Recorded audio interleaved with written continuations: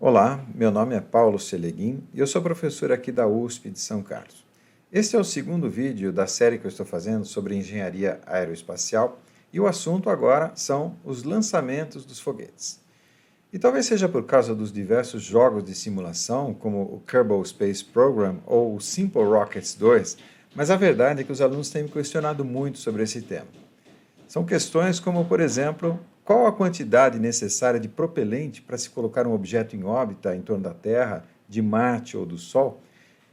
Uma outra questão que sempre surge: quais são as leis físicas e equações que permitem calcular manobras e trajetórias para se cumprir uma determinada missão? Eu vou falar sobre estas e várias outras questões correlatas nesse vídeo, mas vamos começar acompanhando um lançamento real. Trata-se do lançamento do Falcon 9 da SpaceX, ocorrido há alguns dias, e para ser exato, em 7 de março de 2020, e o objetivo foi o de reabastecer a estação espacial. O link está aqui embaixo para você acompanhar o lançamento, caso queira ver as cenas, porque elas são realmente emocionantes. E como vocês podem ver aqui no diagrama, após o lançamento, em T mais 1 minuto, o foguete alcança a velocidade do som, ou seja, Mach igual a 1. Logo em seguida, em T mais 1 minuto e 14 segundos, ele alcança a máxima pressão dinâmica, denominada Max-Q, ou Max-Q. A letra Q, na verdade, a gente usa para denominar a pressão dinâmica. E esse ponto é importante porque representa o máximo carregamento estrutural no foguete, porque o motor está empurrando para cima, a força de atrito aerodinâmico está segurando o foguete com uma força para baixo, né? E isso ocorre porque ele está ainda combinando uma velocidade alta, o próximo de Mach igual a 1, com uma altitude em que a densidade do ar ainda é significativa para que essa força de atrito seja alta. Então, esse ponto é importante, por isso que é sempre monitorado. Na sequência, em T 2 minutos e 22 segundos, ocorre o desligamento do motor principal, o Main Engine Cutoff, ou simplesmente MECO, e logo em seguida a separação do primeiro estágio, que executa manobras para poder pousar próximo ao local do lançamento. O segundo estágio é acionado até T mais 8 minutos e 38 segundos, em que ele alcançou altitude de 207 km, para execução de manobras de inserção orbital e encontro com a estação espacial. 3, 2... Como eu falei no slide anterior, além das cenas do lançamento, a SpaceX disponibiliza também o acompanhamento em tempo real das trajetórias em curso e projetado, ou seja, a trajetória nominal, como a gente costuma dizer. A linha branca que vocês estão vendo representa a trajetória nominal que os diferentes estágios do foguete devem executar. A linha azul continua à frente, indicando a trajetória que o foguete executaria se naquele instante todos os propulsores fossem desligados. No caso, como vocês podem ver, o foguete executaria uma trajetória balística e cairia no mar. Após a separação, o primeiro estágio deve realizar uma série de queimas para alterar substancialmente a sua trajetória e assim poder voltar e pousar próximo ao local de partida. Nesse ponto, o primeiro estágio executou essa alteração, que é quase que um cavalo de pau, e sua trajetória agora é praticamente balística e coincide com a trajetória nominal. Ele vai acionar novamente os propulsores somente quando estiver próximo ao solo para desacelerar, reduzindo sua velocidade para alguns poucos metros por segundo, e assim conseguir pousar suavemente. O segundo estágio continua o processo de aceleração, ganhando simultaneamente altitude e velocidade lateral. O que está ocorrendo agora é a elevação tanto do apogeu, que está mais ou menos nesse ponto aqui, quanto do perigeu, que nesse momento está localizado no interior do planeta. Na medida em que esse processo continua, é possível observar que o que seria o ponto de impacto da trajetória balística se projeta cada vez mais à frente, até que, digamos, acabe o horizonte, por assim dizer. O movimento orbital é de fato uma queda contínua, só que numa situação em que se cai sempre à frente do horizonte. O processo de aceleração continua até que o foguete alcance uma órbita temporária, também chamada de órbita de espera, conforme mostrado aqui. Normalmente, ele permanece nessa órbita à espera de momentos específicos, em que deverão ser feitas manobras visando corrigir desvios acumulados no lançamento, por exemplo. Nesse caso, é comum corrigir a circularidade da órbita. A maneira mais eficiente de se fazer isso é executar uma queima prógrada, um pouco antes do apogeu, ou uma queima retrógrada, um pouco antes do perigeu, para igualar os dois e assim tornar a órbita, que normalmente é elíptica, torná-la circular. Corrigidos todos os desvios, as próximas manobras a serem feitas a partir da órbita de espera deverão assegurar que tanto a posição quanto a velocidade orbital sejam as mesmas do destino da atracagem, no caso, a estação espacial. Estas manobras orbitais são relativamente complexas, mas fáceis de entender. Só que eu não vou tratar delas aqui porque eu pretendo fazer um vídeo especificamente sobre esse assunto. E eu quero focar agora com vocês justamente no cálculo, como é possível prever essas trajetórias mostradas há pouco. A gente deve isso, na verdade, a três grandes personagens históricos, o Tycho Brahe, no final dos anos 1500, depois Johannes Kepler, e principalmente no final dos anos 1600, aqui Isaac Newton. As equações desenvolvidas a partir do trabalho desses pesquisadores são usadas até hoje, né? E é justamente por isso que a gente diz que eles são as feras aqui da astronavegação. Começando pelo Tycho Brahe, na verdade ele possuía um observatório astronômico, uma espécie de telescópio Hubble daquela época, e ele passava as noites, na verdade, compilando e registrando a posição dos astros, dos planetas do Sistema Solar e vários outros astros.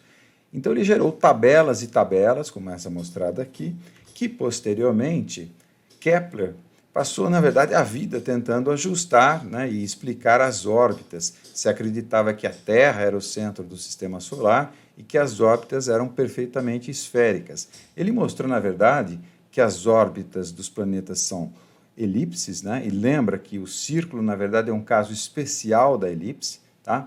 E o Sol ocupando um dos focos da elipse, o outro foco vazio, né? A segunda lei de Kepler é a chamada lei da velocidade areolar, quer dizer, em períodos iguais, o planeta percorre áreas iguais, não importa onde ele esteja nessa trajetória. E a terceira lei aqui relaciona justamente o período orbital. T aqui, na verdade, é o período para completar uma órbita completa, tá? Então ele diz que o t ao quadrado, período orbital ao quadrado, é proporcional ao cubo do semi-eixo maior da elipse. O semi-eixo, na verdade, é metade do eixo maior da elipse e você pode definir isso como sendo a distância entre o apoastro ou periastro. No caso do Sol ocupando o centro dessa elipse aqui, um desses focos, né? Então a gente fala afélio e periélio. Se fosse a Terra aqui, perigeu e apogeu e assim por diante, para cada astro, né? Se você não conhece o planeta ali, então é simplesmente periastro e apoastro. Na sequência, Newton, eu nem preciso falar muito das leis, porque elas são super conhecidas, as leis de Newton.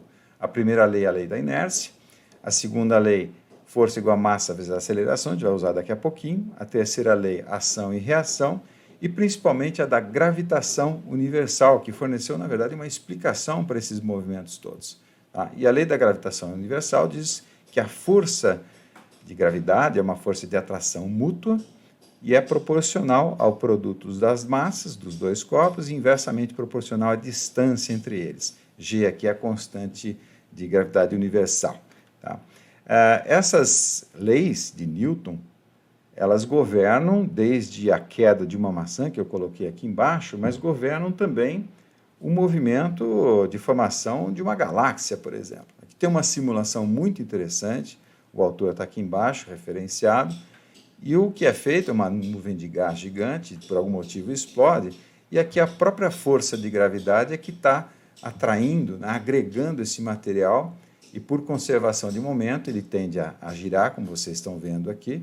Repare, isso daqui é força igual a massa vezes a aceleração e a lei da gravitação universal, e a gente vê surgir as galáxias. Aqui está surgindo uma galáxia como a nossa, né, a Via Láctea, uma galáxia espiralada plana, girando em torno de um centro aqui, em que normalmente se formam buracos negros massivos. Acho que eu vou até acelerar um pouquinho o vídeo aqui para vocês verem, né?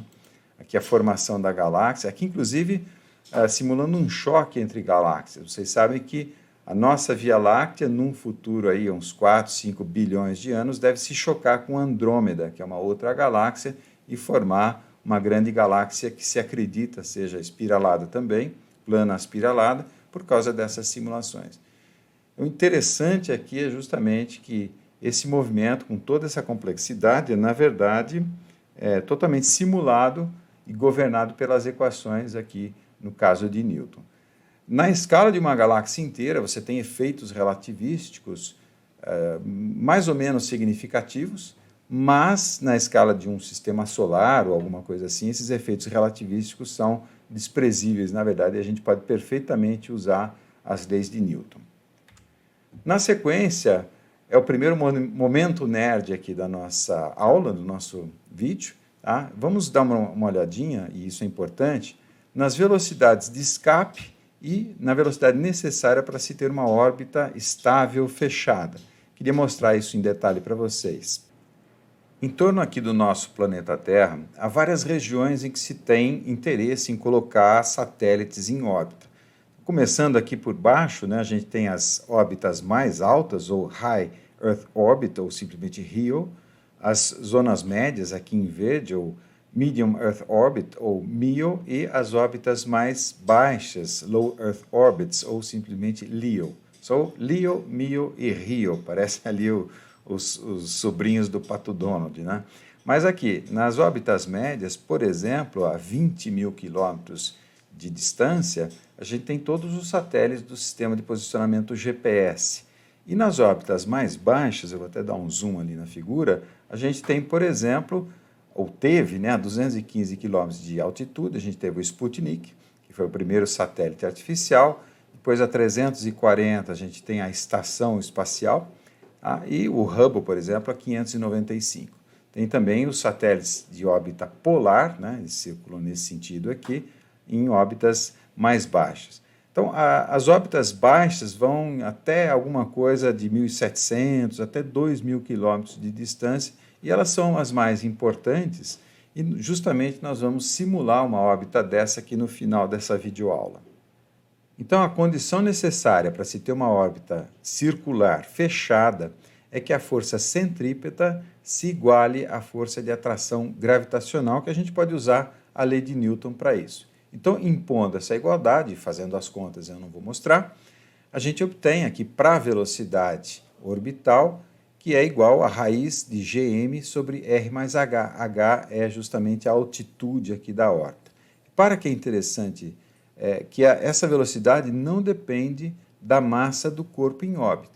Então, um objeto, né, um satélite ou a própria estação espacial, se estiverem na mesma altitude, eles vão ter a mesma velocidade independente da sua massa. Outra coisa interessante é que, quanto mais baixo estiver, maior tem que ser a velocidade, justamente para que a força centrípeta compense, né, iguale, cancele aqui a força de atração gravitacional. Alguns números para vocês terem uma ideia. Vocês sabem que se não houvesse efeito da atmosfera e nem montanhas, quer dizer, a esfera terrestre fosse perfeitamente lisa, seria possível ter uma órbita a zero de altitude. A velocidade para isso seria de 7,9 km por segundo. Uma órbita LEO a 200 km tem uma velocidade necessária aqui orbital de 7,79, e se a gente for compensar perdas por atrito ali aerodinâmico mais a própria gravidade, a gente teria que somar um ΔV de 1,3 a 1,8, e aí teria um número mais prático aqui de uma órbita LEO a 200 km de altitude de 9,4. Eu estou colocando esse número aqui porque daqui a pouquinho a gente vai simular justamente o lançamento de uma missão, tá, em órbita LEO aqui, esse número vai voltar a aparecer. Agora vamos ver o cálculo da velocidade de escape do planeta, ou como a gente foge do chamado poço gravitacional. A condição para isso é que essa altitude possa crescer ao infinito. Então imagine o lançamento agora na vertical, não estou preocupado em entrar em órbita e sim escapar do planeta. Aí o que a gente vai fazer é igualar aqui a energia mecânica inicial à energia mecânica final, quando H vai ao infinito e o V, né, a velocidade aqui do projétil, vai a zero. Como se fosse realmente uma bala de canhão. Então, a mecânica inicial é igual à mecânica final. Abrindo, né, eu tenho cinética mais potencial inicial, cinética mais potencial final. tá? E escrevendo os termos, a cinética inicial meio de V quadrado, a energia potencial gravitacional inicial, o H é zero, tá? Então vem um zero aqui no denominador, e afinal a mesma coisa, sendo que aqui eu tenho H de T, lembra? Eu coloquei H de T, na H maiúsculo, inclusive, querendo dizer que isso no tempo vai tendendo ao infinito esse H. E justamente, né, a final no infinito é zero, a velocidade, H vai tendendo ao infinito, então zero esse termo, e a gente tem então que a cinética inicial é igual à potencial inicial. Tá? E aí, isolando a velocidade, a gente tem que isso, velocidade de escape mínima, é raiz de 2gm sobre r, e é interessante notar que também não depende da massa do objeto que se quer colocar para fora do campo gravitacional do astro, aqui no caso a Terra. E essa conta a gente pode fazer para vários planetas. Por exemplo, a Terra, 11,18 em quilômetros por segundo aqui, a Lua tem uma massa muito menor, então 2,38 km por segundo para sair da esfera gravitacional da Lua, e 5,03 no caso de Marte. Agora, quando você escapa dessas órbitas aqui, você cai, na verdade, na esfera de influência gravitacional, no caso nosso aqui do Sol. Se você quiser sair do sistema solar, que seria essa primeira linha, você vai ter que ter muito mais velocidade, 617 km por segundo. E saindo da esfera gravitacional do Sol, na verdade, você está na esfera da própria galáxia, né, que gira em torno de um buraco negro massivo. E a velocidade de escape, se você quiser fazer uma viagem intergaláctica, você vai ter que ter alguma coisa próxima aqui de 400 a 500 km por segundo. E se você gosta de jogar o Kerbal Space Program, lembra que a velocidade, né, de escape lá de Kerbin é 3,4 km por segundo, segundo os manuais do programa. Agora, uma expressão muito usada. O que significa poço gravitacional? Essa definição, que eu usei inclusive nos slides anteriores, ela tem vários aspectos que eu vou aproveitar agora para explicar. O primeiro deles é que se trata de um potencial, portanto, ele tem um referencial. E esse referencial, acredito que vocês tenham aprendido nas aulas de mecânica, né, é arbitrário, você coloca ele onde quiser. No caso aqui, o nosso referencial está no infinito, né, ou seja, é quando R tende a infinito que a energia tende a zero. E o sinal de menos aqui, às vezes os alunos me perguntam, na verdade tem a ver com o fato da gente desejar que essa definição tenha uma propriedade matemática específica, que é a seguinte: quando você deriva o potencial em relação à coordenada aqui, isso resulta a força gravitacional. Então, derivando isso em relação a R, vai aparecer um menos aqui, né, porque ele está elevado a menos 1. Então, esse menos cancela com esse menos, fica mais, e vai aparecer um R quadrado aqui no denominador, e é exatamente a lei de gravitação de Newton. É por isso que a gente usa esse sinal de menos aí. E é interessante, com essa definição, fazer um gráfico para explicar aquela história dos poços gravitacionais. Se você está aqui na superfície, você tem uma certa quantidade de energia potencial. Se você quer alcançar uma órbita de altitude h, você tem que fornecer um delta de energia, que na verdade é a própria energia cinética do foguete ali. Em última análise, inclusive, está armazenada no combustível ali do foguete. Então, esse delta é o delta que você deve fornecer para poder alcançar aquela órbita lá. Ou seja, você sai de uma situação de menos energia para uma situação de mais energia. Tá? Se você quer, por exemplo, escapar da influência, você tem que fornecer, no mínimo, você pode fornecer mais, mas no mínimo, uma quantidade que a sua velocidade tenda a zero. Tá? Então, isso aqui seria o outro salto gravitacional. Agora, isso daqui é para Terra isoladamente. A gente precisaria considerar agora outros planetas, ou, no caso, as luas, né? Então, aqui, considerando a Lua, você vê, tem um poço gravitacional para a Terra e um outro poço gravitacional aqui para a Lua. Então, se você quer alcançar aquela órbita baixa, tá? Então você tem que fornecer lá os 9,42 km por segundo, ou uma órbita geoestacionária, ou geossíncrona, para ser mais exato, eu tenho que fornecer um 7,61 km por segundo aqui com um ΔV. Se você vem dessa órbita de transferência para essa, esse é o ΔV que você tem que fornecer. Agora, não é só a Terra e a Lua, a gente teria que considerar também os outros planetas do Sistema Solar.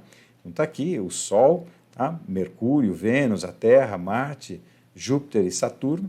cada um deles com as suas velocidades de escape. Aqui não está em escala, na verdade, essa figura, mas são esses os valores exatos. O Sol, então, é aquele valor que eu falei de 617,5. Interessante, não sei se vocês sabem, há pouco tempo foi lançada uma sonda para ficar observando o Sol aqui, a sonda que mais vai se aproximar do Sol. Essa superfície aqui, na verdade, é para proteger da intensa radiação, altíssimas temperaturas, e a sonda mesmo, todo o equipamento, fica atrás. Ela foi lançada aqui num foguete Delta, tá? Então, vamos pensar aqui qual seria o gasto energético. Você tem um primeiro gasto para escapar desse nosso poço gravitacional. Então, eu tenho que ter um ΔV aqui, correspondente aos 11,2, que é a velocidade de escape nossa. Depois eu tenho que desacelerar, na verdade, para poder alcançar uma órbita aqui mais próxima do Sol. E essa desaceleração corresponde aqui a 192 km por hora. Então, se você olhar essa figura do jeito que está, você tem que acelerar 11 e desacelerar 192. E toda a energia para essa aceleração e desaceleração, teoricamente, está nos tanques aqui. Se você fizer a conta, né, vai dar um foguete, na verdade eu não fiz essa conta, mas alguma coisa como 100 vezes mais combustível do que isso que está aqui. Então, como é que é possível ir da Terra até uma órbita bem próxima do Sol, porque isso precisa muito energia, sendo que, né, eu tenho esses postos gravitacionais aqui para vencer? Na verdade, se usa uma técnica chamada de navegação com assistência gravitacional, ou chamado estilingue gravitacional. O que ocorre é o seguinte: a gente não pode pensar nessa figura como ela está desenhada aqui. Os planetas estão girando, né, uns em relação aos outros, eles não estão o tempo todo alinhados como está mostrado aqui na figura. Então é possível usar a gravidade dos outros planetas como se ele estivesse provocando uma onda gravitacional, que a gente usasse essa onda para nos acelerarmos ou desacelerarmos. Isso é chamado, né, assistência gravitacional. Não é o assunto do vídeo de hoje. Eu vou, como eu já falei anteriormente, fazer um vídeo exatamente sobre esses aspectos, mas não nesse aqui. Na sequência, né, vamos então entrar realmente no núcleo duro aqui dessa videoaula, as equações de lançamento de um foguete. Eu quero chegar ao ponto de fazer uma simulação com vocês, semelhante a essa que é feita aqui, por exemplo, no Kerbal, que eu estou usando como referência, e quero, na verdade, fazer um software que, inclusive, vai ficar disponível, eu vou mostrar para vocês. E como eu já falei no começo do vídeo, existem vários simuladores, o Universe Sandbox, o Orbiter, o Space Engine, o próprio Kerbal que eu estou mencionando o tempo todo, o Simple Rockets 2, que, apesar dos gráficos simples, ele é muito interessante e realmente são muito bons, principalmente para atividades lúdicas. Mas se você quer realmente ter um entendimento das equações, dos princípios e dos fenômenos, esses programas tipo Caixa Preta, eles escondem um pouco, né? Mais ou menos como eu estou mostrando aqui, você aprende, mas desaprende logo em seguida. Então não tem jeito, se você quer ter essa erudição nessa área, você tem que entrar realmente nas equações e entender o que está por trás. Então vamos lá. Como eu disse, tudo isso, né, vem das equações que culminaram ali com Newton. Tá? Então a gente está usando a segunda lei de Newton, a somatória das forças igual a massa vezes a aceleração. As expressões que vão aparecer aqui, eventualmente, têm uma cara complicada, mas vocês vão ver que elas são tremendamente simples. Tá? Então, no caso, eu vou usar um sistema de referências aqui, tá? O nosso foguete está numa certa posição, distante r do centro de massa, e tem uma atitude dado por um ângulo gama. Né? O sistema de eixo XY aqui está marcado em vermelho, e no detalhe, as forças que estão atuando no foguete. Então, eu tenho aqui a força de arrasto, que é esse D, que, na verdade, ela atua no centro de pressão do foguete, que não é exatamente o centro de massa do foguete. E, obviamente, essa função de arrasto aerodinâmica é só quando ele ainda está voando dentro da atmosfera. Eu tenho a força-peso, direcionada lá para o centro de gravidade do sistema Terra-foguete, mas então é conhecido com a Terra propriamente.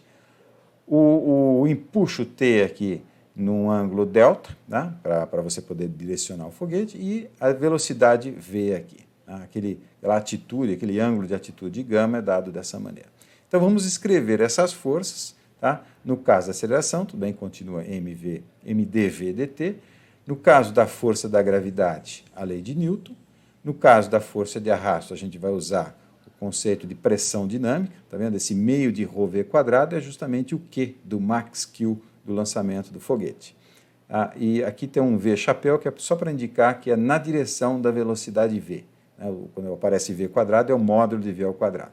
E, da mesma maneira, a função de empuxo, aqui a força de empuxo, que é a velocidade de escape dos gases aqui atrás, vezes a taxa de ejeção de gases aqui por trás, tá? Na direção T, e esse T, obviamente, depende de gama, e você pode controlar esse gama aqui. Então, a aceleração, a força gravitacional, a força de arraste e a força de empuxo. Como eu disse, as expressões podem parecer complicadas, mas elas mostram e querem dizer coisas extremamente simples, na verdade. Tá? Perfeito. Vamos fazer algumas análises. Primeiro, vamos considerar um mundo unidimensional. Aqui já está bidimensional, mas vamos simplificar mais ainda, né? Um mundo unidimensional e ausência de forças externas. Então, na verdade, se não tem força externa, não tem gravidade, não tem arrasto, tem só empuxo. Então, a aceleração é igual ao empuxo. Se a gente considerar ainda que é 1D, então o meu dv, tá, é a velocidade de escape, dm sobre m. Né? Então, cancela aqui os dt's nessa expressão. Quando a gente integra isso, vai ficar a velocidade de escape ali, a velocidade de exaustão, ln da massa inicial e a massa final. Tá? E essa é a conhecida equação do foguete, né, que se deve a Konstantin Tsiolkovsky. Tá? E essa equação é tremendamente utilizada, tanto que ele também é considerado o cara, o fera aqui da área. Mas tem um aspecto, esse é uma fera, literalmente fera, né? Vamos ver o que isso significa. Quando eu considero alguns detalhes, né, dessas massas aqui, essa massa inicial, o que é? É a massa da carga útil mais a massa do combustível. A massa final, teoricamente, você queimou todo o seu combustível, é só a massa da carga. Tá? Se você fizer um gráfico desse ΔV sobre a velocidade de exaustão pela razão das massas, você vai ter uma curva dessa maneira aqui. E essa curva é terrível, porque mostra o seguinte, que para cada ΔV a mais que você quiser, você tem que colocar cada vez mais quantidade de combustível. Tá? Por quê? Porque a cada tonelada de combustível a mais, você tem que carregar também essa tonelada para 1.000 metros, para 2.000, para 10.000 metros de altitude. Então, essa é a conhecida tirania da equação do foguete, né? E o nosso Tsiolkovsky, aqui, na verdade, ele é um diabinho aqui. Né? Então, quando se diz tirania da equação dos foguetes, é justamente esse efeito aqui, e se deve a essa característica matemática da função ln, na verdade. Tá? Vamos complexificando progressivamente aqui. A gente considerou 1D, vamos considerar 2D. Né? Então, é lei de Newton para a direção x, desprezando torques. Né? Então, a gente vai abrir um pouco mais essa equação aqui e chegar em algumas equações de trabalho. No caso, então, eu tenho a massa útil, né? Aqui esse m multiplicando dv dt é a massa menos a massa queimada ali no combustível. Isso aqui vai diminuindo, obviamente, né? A soma aqui dos dois. No caso, então, dv dt fica dv na direção x dt, e aqui eu já coloquei em evidência, que está multiplicando pela massa também, a força gravitacional, e estou multiplicando por φ, porque é essa direção aqui. Né? Estou projetando, no caso, a força gravitacional na direção x aqui. Depois a força de arraste na direção gama, tá? Gama é o ângulo, perdão, aqui, em relação ao eixo x e a velocidade, e do lado de lá, da direita ali da igualdade, a força de empuxo projetada na respectiva direção de atuação. Tá? Então, de novo, essa expressão parece complicada, mas ela só expressa isso. Aceleração, esse termo, força da gravidade, esse termo, arraste aerodinâmico, esse termo aqui, e o empuxo, o último termo ali. Tá? E está bastante coerente. Né? Por quê? Porque à esquerda são termos, digamos assim, que se opõem ao movimento, a própria inércia, a força gravitacional e o arraste aerodinâmico. E à direita da igualdade, as forças, ou a força promotora do movimento, né, que é justamente a força de empuxo. Mesma coisa para a direção y, né, desprezando torques, na verdade é só uma equação linear, não estou considerando o giro do foguete, então vou obter uma expressão muito semelhante, apenas os cossenos aqui, né, vão virar senos dos mesmos ângulos. Tá, ok? Então, de novo, parece complicado, mas na verdade continua massa vezes aceleração. Então essas são as nossas equações governantes do nosso foguete, do nosso mundo bidimensional. Deixa aqui do lado organizadozinho, né? Vamos só olhar alguns aspectos aqui dos parâmetros, né? Quais os parâmetros de pilotagem do controle, né? O do controle do foguete? Aqueles parâmetros sobre os quais a gente pode atuar para direcionar, por exemplo, o foguete. Eu tenho, nessa expressão aqui, eu tenho a taxa de queima de combustível, eu posso desacelerar ou não, né? ou acelerar, no caso do combustível ser líquido, né? Lembra, o combustível sólido não é possível, e eu posso fazer isso, por exemplo, controlando a rotação da turbobomba. Lembra do primeiro vídeo que eu fiz aqui da série sobre engenharia aeroespacial, em que eu falei das turbobombas e mais extensamente sobre os motores de foguete. O segundo parâmetro sobre o qual eu tenho atuação é a velocidade de exaustão. Eu posso, por exemplo, modular aqui a área de abertura dessa tubeira. Isso aqui é mais comum, na verdade, em aviões, não tanto em foguete. Tá? E lembra, né, a situação ideal seria quando a velocidade de exaustão é igual a menos a velocidade. Tá? Isso aqui, normalmente, você consegue uma máxima eficiência propulsiva. O outro parâmetro de controle aqui, ou controlável, é justamente o ângulo da força de empuxo. Você consegue isso girando aqui a tubeira da exaustão do motor. Tá? Então é chamado gimbal thrust. Tá? E se tivesse, né, no mundo tridimensional, teria um outro ângulo aqui no outro eixo, no eixo Z aqui, saindo do slide. Esses parâmetros, na verdade, se você... Estou me referenciando sempre ao Kerbal, né? Então, o astronautinha lá, que é você, na verdade, né, com os comandos de tecla, você pode atuar nesses parâmetros para poder direcionar o foguete, por exemplo, acelerando, por exemplo, mudando aqui o vetor, né, do ângulo de empuxo aqui, da força de empuxo. Eu quero usar essas nossas equações do nosso mundo bidimensional para responder essa pergunta aqui que os alunos também sempre me fazem. Por que os foguetes têm estágios? Então vamos fazer o seguinte, vamos comparar duas missões ou duas estratégias de colocação em órbita de uma determinada carga, e essas estratégias são a chamada SSTO, ou Single Stage to Orbit, ou seja, um único estágio, um único foguete, colocando já na sua órbita, e o que a gente vai fazer é 1.000 quilômetros aqui, uma órbita LEO de 1.000 quilômetros, e uma segunda, a mesma carga, só que em Two Stage to Orbit, ou seja, 2 estágios. Então a gente vai comparar o lançamento de um foguete com um único estágio e um foguete com 2 estágios, ambos levando a mesma carga para a mesma órbita. Então, no caso, vamos programar essa nossa missão, entender, né, o que é o SSTO, Single Stage to Orbit, é um único foguete, né, um único estágio, um único tanque. Aqui, na verdade, eu omiti, né, são propelente e comburente, mas está tudo junto aqui, digamos, tá? E a carga útil. Então, são 3 massas aqui que elas vão aparecer nas nossas equações. A carga, o tanque e o propelente. Né? O propelente vai ser gasto durante a combustão.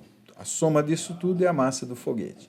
Então, quando começa o lançamento, a gente vai queimando o combustível, aqui numa certa taxa de queima, M queima, o combustível vai se consumindo, tá? Até que ele zera, e aqui, então, a massa se estabiliza, sendo, tá, a massa da carga e do tanque. Isso aqui, na verdade, é o sonho, né? Porque você faz isso, depois volta com o mesmo foguete, ele é 100% reutilizável. Tá?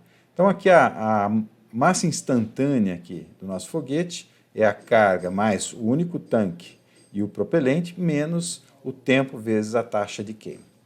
No caso do Two-Stage to Orbit, tá? Ou Multiple Stage to Orbit, na verdade, você tem estágios, né? Então, no primeiro estágio, a carga é sempre a mesma, né? Mas você tem aqui 2 estágios, no nosso caso, a massa do tanque do estágio 2, a massa do propelente do estágio 2. Aqui no estágio 1, então, a massa do tanque no estágio 1 e a massa do propelente no estágio 1.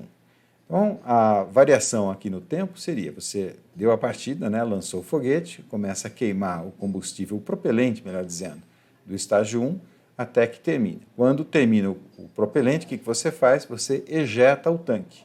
Tá? E essa é uma das vantagens que está aparecendo. Essa massa aqui, você joga ela fora. Então, você tem uma queda instantânea na massa, liga os motores aqui do estágio 2, continua a queima, até chegar, né, no fim ali do tanque. Então, quando você chega na órbita, teoricamente, você está com a massa da carga mais a massa do tanque, seria a massa residual. Tá? Então, nós vamos comparar essas duas estratégias de lançamento, e aqui eu já coloquei uma fórmula, né? Se você tivesse N estágios ou múltiplos estágios, a fórmula seria sempre essa somatória aqui. Vamos agora fazer algumas estimativas para chegar aqui na massa de combustível, ou seja, quanto propelente eu tenho que colocar no foguete para cumprir a missão programada. Primeiramente, eu vou fazer o cálculo da velocidade orbital, usando a fórmula que nós já deduzimos lá atrás, estamos fazendo as contas, 7,85. A estimativa da massa, eu vou começar pela equação do foguete, a equação de Tsiolkovsky, também já deduzida, né? Aqui a gente tem o fator ali de impacto, seria o ln da massa inicial dividido pela massa final. No caso, eu vou isolar aqui a massa de propelente, porque eu estou interessado justamente em avaliar isso daqui, e eu vou considerar, na verdade eu estou considerando os dados aqui semelhantes aos do Falcon 9, o Falcon 9, né, que eu mostrei aqui no início do vídeo.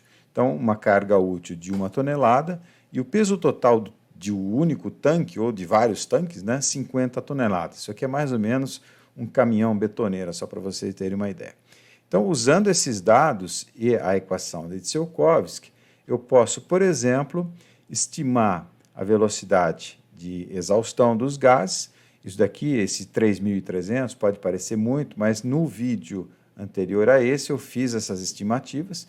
Então, fazendo as contas, eu tenho que a massa de propelente necessária seria algo em torno de 550 toneladas. É quase que 10 vezes mais aqui a carga não combustível, né? Uma outra maneira de estimar isso daqui seria, por exemplo, considerando o empuxo específico do motor, também tratado no último vídeo. Então, considerando os motores lá do Falcon 9, tem um empuxo específico bom, por sinal, né, 330 segundos. Então, multiplicando pela aceleração gravitacional, a gente calcula uma massa de propelente necessária de 503. São estimativas, a gente obviamente vai sempre considerar algum fator de segurança. Tá? Então, para as duas missões, na verdade, eu vou considerar o 550, né, que é o maior valor que eu obtive. Então, a primeira missão em SSTO vai ser a carga útil de 1, mais 50 de tanque, mais 500 de combustível, 51. E no caso aqui, em TSTO, 1 mais 2 estágios de 25 de tanque e 250 de combustível. Nos dois casos, eu vou ter 550 toneladas da massa total do meu foguete. Perfeito, né? No caso, então, da missão SSTO, o que eu vou fazer agora é o cálculo do empuxo inicial, para ver se o meu motor vai pelo menos conseguir acelerar o foguete na partida, né? E a condição para isso é que o peso inicial do foguete é menor, né, pelo menos umas 2 vezes menor, 3 vezes menor que a velocidade de exaustão vezes a taxa de queima de combustível. Isso significa que a taxa de queima tem que ser maior do que a massa do foguete inicial. Isso aqui, na verdade, é o peso do foguete, que é a massa vezes a constante gravitacional. Então, a massa do foguete, a massa inicial, né, vezes o G0, dividido pela velocidade de exaustão. Então, usando os números que eu tenho lá do slide anterior, eu tenho que a minha taxa de queima aqui 16 mil quilos por segundo. Tá?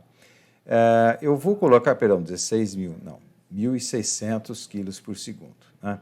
Eu vou colocar, como eu disse, um fator de segurança aqui de 2 a 3 vezes aquele valor. Então, eu vou acionar o foguete, na verdade, com 4.000 quilogramas por segundo. Por que eu estou usando esse fator aqui? Porque, na verdade, se eu usar exatamente esse valor, né, 1.636, todo o combustível é usado simplesmente para colocar o foguete em levitação, e não é isso, eu preciso acelerar para cima. Então, eu vou colocar um valor maior aqui, em termos práticos, de 2 a 3 vezes esse critério aqui. Então, olhando ali a nossa programação logística, né, eu vou começar com 551 toneladas, vou queimar a 4 toneladas por segundo, 4.000 quilos, isso daqui vai queimar durante 120 segundos e eu vou ter uma massa residual final aqui do tanque mais a carga útil de 51 toneladas. Então, eu vou queimar 500 toneladas de combustível. No caso lá da nossa missão, em TSTO, eu tenho 2 estágios, né, de 25 de tanque mais 250 de combustível, né, totalizando as mesmas 551 toneladas. Então, é a mesma coisa, eu poderia usar taxas de queima diferentes, mas eu estou simplificando aqui. Né? Então, nos primeiros 62,5 segundos, eu queimo todo o propelente do primeiro estágio, ejeto o tanque do primeiro estágio, aciono o segundo estágio na mesma taxa, como eu disse, por simplicidade, né? 4 toneladas por segundo, e aí leva mais 62,5, dá um tempo total de queima de 125 segundos. A massa residual final, 26 toneladas, e aqui já é a primeira vantagem. Vou até voltar um slide, né? A massa final é 51 toneladas e a final 26 toneladas, que é o 25 toneladas do tanque do segundo estágio, perdão, aqui, mais a 1 tonelada de carga útil. Ok? Eu quero agora usar as equações de maneira adaptada para uma simulação numérica do lançamento do foguete. Eu coloquei aqui um slide com o resumo de todas as fórmulas que a gente vai usar, e como eu disse, parece complicado, mas não é. Por exemplo, aqui em cima são as fórmulas para o cálculo do incremento das velocidades na direção x e y. E os termos são os mais simples possíveis, né? O empuxo, o arraste aerodinâmico e a atração gravitacional, mesma coisa aqui para a direção y. Aqui na linha de baixo, eu tenho as velocidades calculadas numa partição do tempo, ou seja, o nosso tempo ele vai ser discreto de ΔT em ΔT. Isso aqui permite, por exemplo, você programar até numa planilha do tipo Excel, essas mesmas equações que eu estou mostrando. Tá? Para cada velocidade calculada num determinado instante do tempo, você tem a velocidade total, né, velocidade vetorial, né, Vx mais Vy somados vetorialmente. Então, eu posso calcular isso através ali do teorema de Pitágoras. Tá? E o ângulo, se eu precisar saber o ângulo, eu posso, por exemplo, fazer o arco seno de Vy sobre Vn. Por fim, eu preciso também das coordenadas, né? Então, o x eu calculo integrando a velocidade, né? Então, isso aqui está dizendo que o x é igual a x0 mais as velocidades, os incrementos de velocidade vezes os passos de tempo. Tá? Mesma coisa para y. E se eu quiser calcular aqui a distância radial ao centro da Terra, r, né? Teorema de Pitágoras novamente, e o ângulo φ, mesma coisa, arco seno de y sobre r. É só olhar aqui e ver as relações de triângulos. Aqui, na verdade, nessa equação, a gente precisa de mais um detalhe, que é a modelagem do ρ, quer dizer, a densidade do ar dentro da atmosfera. Nós vamos fazer isso agora.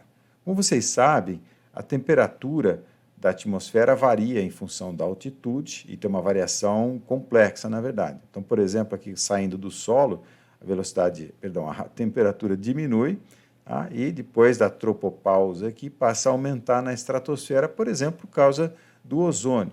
Aqui toda a radiação térmica está entrando, está sendo absorvida aqui, e isso explica esse aumento da temperatura. Bom, esse assunto vai longe, não é aqui o objetivo, né? Mas se a gente pegar o modelo que a gente tem para a densidade do ar em função das altitudes aqui, principalmente até 100 km, porque mais do que isso, né, aqui já caiu a zero praticamente.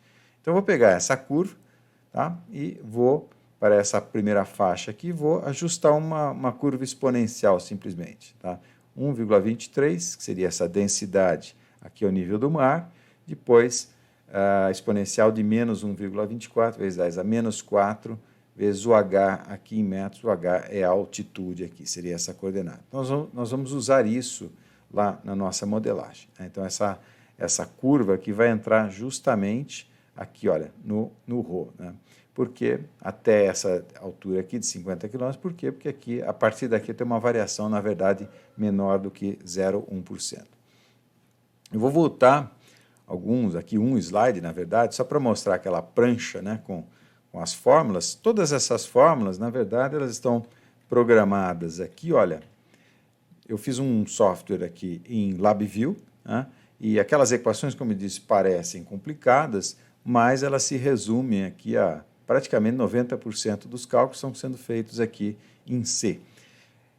O resto que aparece aqui, na verdade, é por causa dos gráficos que eu já vou mostrar para vocês, tá? E algumas variáveis de controle da simulação.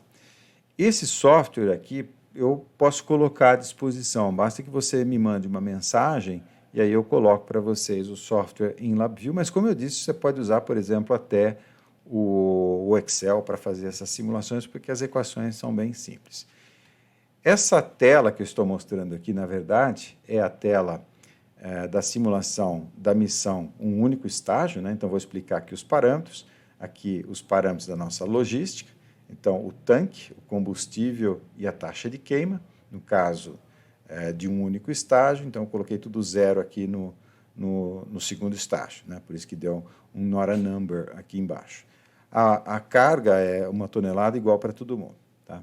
Aqui tem alguns parâmetros ali da nossa simulação, velocidade de exaustão 3.300, o CD, o arraste aerodinâmico 0,75, a área do foguete, isso aqui é exatamente a área do Falcon 9, 10,75 metros quadrados, o delta, que é o ângulo da inclinação do meu vetor de empuxo, eu coloquei aqui menos 8,3, a partir de uma velocidade de 150 metros por segundo. Isso aqui é o chamado giro gravitacional, ou seja, você sai com o foguete na vertical e só quando você alcança aqui uma velocidade de 100, 150 metros por segundo é que você começa a desviar, né, a girar o foguete para poder ganhar velocidade lateral.